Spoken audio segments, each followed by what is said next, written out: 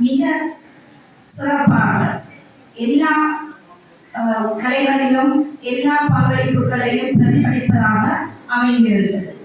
அந்த வகையிலே கலை நிகழ்ச்சிகள், விளையாட்டுக்கள், வாசிப்புகள், எழுத்தாக்கங்கள், போட்டிகள் போன்ற நிகழ்வுகளை ஊர் மக்களிடையே சமூக நிலையங்கள் ஊடாக மக்களை ஒன்று திரட்டி மிக சிறப்பாக ஒருங்கிணைத்தமைக்கு என் சார்பில் நான் பாராட்டுகளை தெரிவித்துக் கொள்கிறேன். இவ்வகையான நிகழ்வுகள் ஊடாக நாங்கள் நமது மக்களின் திறன்களை, சிறார்களின் படைப்பாற்றல்களை, திறமைகளை நாங்கள் வெளிக்கொணர்வதற்கு மிகுந்த ஒரு சந்தர்ப்பம் தரும் இடமாக இந்த உள்ளூராட்சி மன்றங்களின் நிகழ்வுகள் அமைந்திருப்பது மிகவும் சிறந்ததாக அமைகிறது. அந்த வகையிலே உண்மையிலேயே அந்த கிராமிய நடனத்தை ஒழுங்குபடுத்தி இருந்த செயின்ட் தோமஸ் பாடசாலையின் அந்த நெறி ஆகைக்குரிய ஆசிரியருக்கு என் சார்பான பாராட்டுக்கள். உண்மையாக ஒரு கிராமிய ஒரு கிராமிய பெண்ணை எங்கள் கண்முன்னே கொண்டு வரும் பொழுது அதற்குரிய ஒவ்வொரு நுணுக்கமான நிகழ்வுகள் திலகமன்னால் பெரிதாக இருக்க வேண்டும், தலைமுடியாக சைக்கிள் இருக்க வேண்டும் சொல்லி ஒவ்வொன்றையும் பார்த்து நிறைய இருக்கின்றார். உண்மையிலேயே இந்த சிறிய சிறிய பாடசாலைகளின் திறமைகளை நாங்கள் பெருசாக கண்டுகொள்வதில்லை. அதை கண்டு நான் வியந்துள்ளேன். அந்த ஆசிரியருக்கு மீண்டும் ஒரு முறை பாராட்டுங்கள். அது மட்டுமல்லாமல் எல்லா சிறார்களும் திறமையாக தங்களது திறமைகளை வெளிப்படுத்தி இருந்தார்கள். அந்த பாடசாலையின் ஆசிரியர்களுக்கும் அந்த சிறார்களுக்கும் எனது பாராட்டுகளை தெரிவித்துக் கொள்வதில் பெரும் மகிழ்ச்சி அடைகின்றேன். அத்துடன் சமூக நிலையங்களின் ஊடாக இந்த விளையாட்டுகளை ஊக்குவித்து நமது இந்த மக்களுக்கு தற்சமயம் உள்ள ஒரு பிரச்சனை எல்லாருக்குமே தெரியும். தொற்றா நோய்கள், அதாவது சலரோகம், பிரஷர், உயர் பருமை எனக்கு உட்பட இருக்குது. அப்ப இதுகளுக்கு எல்லாமே காரணம் உடற்பயிற்சியின் குறைவு, அதாவது உடற்பயிற்சி இன்மை என்று சொல்லலாம். அந்த உடற்பயிற்சியை ஊக்குவிக்கும் முகமாக இந்த சமூக நிலையங்கள் ஊடாக நீங்கள் விளையாட்டு நிகழ்வுகளை ஒருங்குபடுத்தி இருந்தீர்கள். அதற்கும் நான் ஒரு சுகாதார வைத்திய அதிகாரி என்ற முறையிலே உங்களை பாராட்டுவதோடு, இது ஆண்டுக்கு ஒரு முறை மட்டும் செய்யாமல் ஒவ்வொரு வாரங்களிலும் இந்த சமூக நிலையங்களிலே குழந்தைகள் முதல் முதியவர்கள் வரை உடற்பயிற்சியில் ஈடுபடுவதற்கு ஏதுவான ஒரு வழிகளை இந்த சமூக நிலையங்களின் பொறுப்பு உத்தியோகத்தர்களும் அந்த வட்டாரத்துக்குரிய வட்டார உத்தியோகத்தர்களும் கௌரவ உறுப்பினர் அவர்களும் இணைந்து செய்வதன் மூலமாக நாங்கள் மக்களின் சுகாதாரத்தை மேலும் மேலும் சீராக வழங்கக்கூடியதாக இருக்கும். தொடர்ந்து இந்த மக்களிடையே இந்த குப்பைகளை தரம் பிரித்தல் செயற்பாடை மிகவும் திறம்பட செய்து கொண்டிருக்கின்றது இந்த பருத்தித்துறை நகர சபை. இந்த பேப்பர்ல எடுத்தாலும் யாரும் எல்லாரும் கேட்கிற விஷயம், உங்களோட பருத்தித்துறை நகர சபையில இப்ப பொழுதையும் பாவனை அச்சதாக உள்ளது என்று கேட்கும் பொழுது சுகாதார வைத்திய அதிகாரி என்ற எமது நிறுவனத்திற்கும் அதில் ஒரு பங்கு இருக்கின்றது. அப்ப இந்த பொழுதின் அச்ச அந்த பிரதேசமாக நீங்கள் இதை பிரகடனப்படுத்தியதை விட்டு சுகாதாரத்துறை சார்பில் நான் உங்களுக்கு பாராட்டுகளை தருவதோடு இந்த திட்டமானது தொடர்ந்து கைவிடப்படாமல் நடந்து கொண்டே இருக்க வேண்டும். அப்ப இதற்கு மாணவர்களாகிய உங்களது ஒத்துழைப்பும் அந்த மாணவர்களுடைய பெற்றோர்களாகிய உங்களது ஒத்துழைப்பும் எங்களுக்கு நிறைய தேவை. அதாவது நீங்கள் பாடசாலை மாணவர்கள் அனைவரும் சிறு வயதிலேயே இந்த குப்பைகளை தரம் பிரிக்கும் ஒரு செயற்பாட்டிலே மிகவும் அத்தியாவசியமாக கற்றுக்கொள்ள வேண்டிய ஒன்று. உப்பக்கூடிய கழிவுகள், பிளாஸ்டிக்கை பற்றி ஒரு மாணவன் சிறப்பான ஒரு உரையை அழைத்து சென்றிருந்தார். உண்மையிலேயே அந்த பிளாஸ்டிக்கான பாதிப்புகளை அவர் திறம்பட கூறியிருந்தார். நான் மீண்டும் நேரத்தை விளைவிக்கவில்லை. நீங்கள் அந்த பொருட்களை தரம் பிரித்து குப்பைகளை தரம் பிரித்து உரிய முறையில் உள்ளூராட்சி மன்றங்களுக்கு நகர சபைக்கு கையளிக்க வேண்டிய கடைப்பாடு நிர்பந்தம் மக்களாகியவர்கள் எல்லோருக்கும் இருக்கின்றது. இந்த 4 குப்பைகளை சேர்த்து கொடுத்தோம்னு சொன்னா நான் நினைச்சு சொல்றது ஓகே, எந்த விட்ட குப்பை ஒரு மாதிரி கேட்டாட்டி அந்த டேக்கர்ல ஏற்றி போட்டார் அதோட இதை வந்து முடிச்சுதான்னு சொல்லிதான் நாங்கள் நினைக்கிறது. அப்ப இந்த குப்பையை ஏற்றி கொண்டு அந்த பணியாளர்கள் குப்பையை கொண்டு போகின்ற பொழுது சில நேரங்களில் அந்த குப்பையை பணியாளர்களே தரம்பிரிக்க வேண்டிய ஒரு துர்பாக்கிய நிலை ஏற்படுது. இப்ப அந்த தரம்பிரித்த அந்த பணியாளர் எனது தந்தையாகவோ அல்லது எனது சகோதரனாகவோ இருந்தால் எப்படி இருக்கும்னு சொல்லி நாங்கள் எல்லோரும் கற்பனை செய்தோமே, ஆனால் அந்த தவறை நாங்கள் ஒரு பொழுதும் செய்ய மாட்டோம்.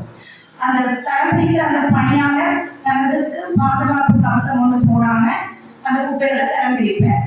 அப்ப தரம்பிரிக்க அவருக்கு நிறைய வருத்தங்கள் வருவதற்கான வாய்ப்புகளை நாங்கள் எங்களுடைய அசல்மை இனத்தால இன்னொருவரை நோய்வாய்ப்பட அனுமதிக்கிறோம். அந்த தப்பை செய்கிறது இனிமே செய்யக்கூடாது நாங்கள். ஆகவே நாங்கள் எல்லோரும் சிறந்த முறையில் இந்த குப்பைகளை தரம் பிரித்து இந்த நகர சபைக்கு வழங்க வேண்டும். இந்த தரம் பிரிக்காம இந்த குப்பையை கொடுக்கறதுனால உங்கள் எல்லோருக்கும் தெரியும், இந்த நகர சபையில இந்த குப்பைகளை வந்து கொட்டுவதற்கு நிலம் போதாமை ஒரு காரணம். ஒரு இடம் வந்து நகரமயமாக இருக்கல, அந்த நிலங்களுக்கு கட்டுப்பாடு ஏற்படும். ஆகவே நாங்கள் அயல் பிரதேசத்தில் உள்ள ஒரு உள்ளூராட்சி மன்றங்களுக்கு இந்த குப்பைகளை கொடுக்க வேண்டிய ஒரு துர்பாகியம் வருது.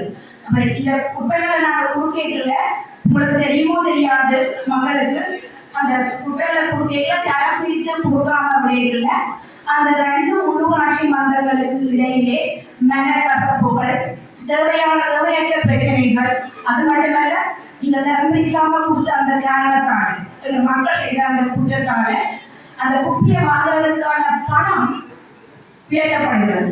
அப்ப உயர்த்தப்படுகின்ற பொழுது இந்த பணம் உங்களுடைய பணம், இது உள்ளூராட்சி மன்றங்களின் பணம் அல்ல, மக்களாகிய உங்களது பணம் வீணாக இன்னொரு உள்ளூராட்சி மன்றத்துக்கு கொடுக்கறதுக்கு நாங்களே வாய்ப்பளித்திருக்கிறோம். ஆகவே இன்றையிலிருந்து நாங்கள் அந்த குப்பைகளை தரம் பிரித்து கவனமாக கொடுப்போம்னு சொல்லி எல்லோருமாக செய்ய வேண்டும் என்று எனதொரு வேண்டுவோம். அதை தொடர்ந்து நான் இந்த வாசிப்பு மாதத்திற்கு வருகின்றேன். உண்மையிலேயே இந்த வாசிப்பு என்பது வந்து இப்ப மறுபடி அப்படியே இல்லாமல் போயிருக்கிற ஒரு சாத்தியம் வந்து தற்சமயம் இந்த நவீன தொழில்நுட்ப உலகத்துல வந்து அது ஏற்பட்டிருக்கின்றது. இந்த கணனி திரைகள் சொன்னால் டிவியாக இருக்கலாம் அல்லது தொலைபேசியாக இருக்கலாம், அது வந்து இந்த வாசிப்பு பழக்கத்தை வந்து பிரதியிட வழிகிடுகின்றது. அப்ப இந்த சமயத்துல வந்து நான் அந்த வாசிப்பின் முக்கியத்துவத்தை உங்களுக்கு சொல்ல வேண்டிய ஒரு நிர்பந்தம். உண்மையிலேயே வாசிப்பு, அதாவது நாங்கள் வாசிப்பதன் மூலம் நமது அறிவை பெருக்கக்கூடியதாக இருக்கு. அப்ப நாங்கள் வாசிக்கும் பொழுது ஒவ்வொரு புத்தகங்களும் ஒவ்வொரு உலகங்கள் மாதிரி இருக்கு. அப்ப நாங்கள் அந்த புத்தகத்தை திறக்கின்ற பொழுது நாங்கள் ஒரு வேறுபட்ட உலகத்துக்குள்ள நுழைவதற்கான அந்த திறவுகோலாக அந்த புத்தகம் அமைகின்றது. உதாரணமாக நாங்கள் ஒரு வரலாற்று புத்தகத்தை வாசிக்க துவங்குவோமேயானால் நாங்கள் அந்த எழுத்தாளர் கூறிய அந்த வரலாற்று அந்த நிகழ்ச்சி திட்டத்துக்குள்ள நாங்கள் போகக்கூடியதாக இருக்கு. அப்ப நாங்கள் அதுல வாசிச்சு கொண்டு போகல அந்த வரலாற்றில இருக்கின்ற கலாச்சாரங்கள், பாரம்பரியங்கள், அந்த சமூகத்தின் வீர தீர செயல்கள், கலைகள் போன்றவற்றை வந்து நாங்கள் உணரக்கூடியதாக இருக்கின்றது. அதே போல அறிவியல் ரீதியான புத்தகங்களை நாங்கள் வாசிக்கின்ற பொழுது எங்களுக்கு விஞ்ஞான ரீதியான உலகங்கள் மற்றும் அறிவுபூர்வமான செயல்களை வந்து நாங்கள் அனுபவிக்கக்கூடியதாக இருக்கு. இதே போல இந்த நூல்கள் அறிவு சார்ந்தவையாக, சமயம் சார்ந்தவையாக, விஞ்ஞானம் சார்ந்தவையாக, சஞ்சிகைகளாக, தினசரி வருகின்ற பத்திரிகைகளாக கூட இருக்கின்றது. இந்த நூல்களை நாங்கள் வாசிக்க எங்களுக்கு வந்து சொற்களஞ்சியங்களும் படைப்பு திறனும் வந்து அதிகரிக்கும். ஆகவே எமது குழந்தைகள் எல்லோரும் மிகவும் சொற்களஞ்சியம், அதாவது என்ன மொழியாக இருக்கலாம், தமிழ் மொழியாக இருக்கலாம், ஆங்கில மொழியாக இருக்கலாம், நமது சக மொழியாக கூட இருக்கலாம். அதை நாங்கள் வாசிக்கின்ற பொழுது சொற்களஞ்சியங்கள் வந்து எங்களுக்கு கூடிக்கொண்டு வரும். அப்ப அந்த சொற்களஞ்சியங்கள் கூடும் பொழுது நாங்கள் ஒரு சிறந்த படைப்பாளர்களாக, ஒரு எழுத்தாளர்களாக, ஒரு உரையாளர்களாக வருவதற்கான வாய்ப்புகளை இந்த வாசிப்பு பழக்கம் எங்களுக்கு தருகின்றது. வள்ளுவ பெருந்தகையார் எண்ணம் எழுத்து கண்ணென தகும் என்று அருமையாக கூறியிருக்கின்றார். இந்த எழுத்துக்களை நாங்கள் கற்க வேண்டுமே ஆனால் எங்களுக்கு இந்த வாசிப்பு என்பது ஒரு முக்கியமாக இருக்கின்றது. இந்த நவீன காலத்தில் இந்த கல்வி சீர்திருத்தத்தோட சில சமயங்களில் கல்வி மாறலாம். ஆனால் பழைய கல்வி முறைகளிலே நாங்கள் ஒரு பரீட்சையை இலக்காக கொண்ட ஒரு அறிவுடைய மாணவர்களாக உருவாகின்றனே ஒழிய நாங்கள் ஒரு பூரண அறிவுடைய பொது அறிவுடைய மாணவர்களாகவோ ஒரு சமூகமாகவோ நாங்கள் உருவாகவில்லை. அந்த திறமையை நாங்கள் பெறுவதற்கு நாங்கள் நிறைய வாசிக்க வேண்டி இருக்கும். ஔவையார் கூட தனது உரையில் கற்றது கைமண் அளவு கல்லாததும் உலகளவு என்று கூறியிருக்கின்றார். அந்த உலகளவு உள்ள அந்த கல்வியை நாங்கள் பெறுவதற்கு எங்களோட கையில கிடைக்கிற எல்லா பொருட்களையும் நாங்கள் முழுமையாக வாசிக்க கற்றுக்கொள்ள வேண்டும். பெற்றோர்களாகிய நீங்கள் உங்களது பிள்ளைகளுக்கு ஒவ்வொரு பிறந்த நாளுக்குமாவது ஒரு நூலை வாங்கி கொடுத்ததோடு நின்று விடாமல் அந்த நூலை வாசிச்சு அதுல என்ன விஷயம் இருந்ததுன்னு சொல்லி சொல்லப்பன்னு சொல்லி பொறுமையாக கேளுங்கள். பெற்றோர்கள் நீங்கள் கேட்க தவறிய காரணத்தால் தான் நீங்கள் வாங்கி கொடுத்த அந்த புத்தகத்தை பிள்ளை மடிச்சு வச்சுட்டு கவனமா அப்பா ஃபர்ஸ்ட் பர்த்டேக்கு வாங்கி தந்தது, அம்மா செகண்ட் பர்த்டேக்கு வாங்கி தந்ததுன்னு சொல்லி காட்சிப்படுத்ததே ஒழிய அதுல உள்ள கருத்துக்களை இந்த பிள்ளைகள் எடுத்துக்கொள்வதை நீங்கள் தான் உறுதிப்படுத்த வேண்டும். அது மட்டுமல்ல, வளர்ந்தவர்கள் நாங்களும் கூட ஒரு நாளைக்கு ஆக குறைந்தது 10-15 நிமிடங்களாவது புத்தகங்களை வாசிக்க கற்றுக்கொள்வதன் ஊடாக எமது அறிவுகளை திறமையாக வளர்த்துக் கொண்டு எங்களது ஆக்கப்பூர்வமான திறன்களையும் படைப்பாற்றலையும் நாங்கள் வளர்த்து ஒரு சிறந்த சமூகமாக நாங்கள் திகழ வேண்டும் என்று சொல்லி கேட்டுக்கொள்வதோடு இந்த ஏற்கனவே உள்ள சிறப்பு விருந்தினர் ஐயா கூறியிருந்தார். இந்த நகரசபை எவ்வளவு பழமையான நகரசபை, அது மட்டுமல்ல இந்த நகரம் ஒரு பழமையான திட்டமிட்டு கட்டப்பட்ட ஒரு நகரம். அந்த நகரத்தை நாங்கள் கட்டி எழுப்ப வேண்டும் சொன்னால் நிறைய படைப்பாளிகள் ஆக்கப்பூர்வமான மனிதர்கள் நமது ஊருக்கு தேவை. அந்த பிள்ளைகளை ஆக்கப்பூர்வமான மனிதர்கள்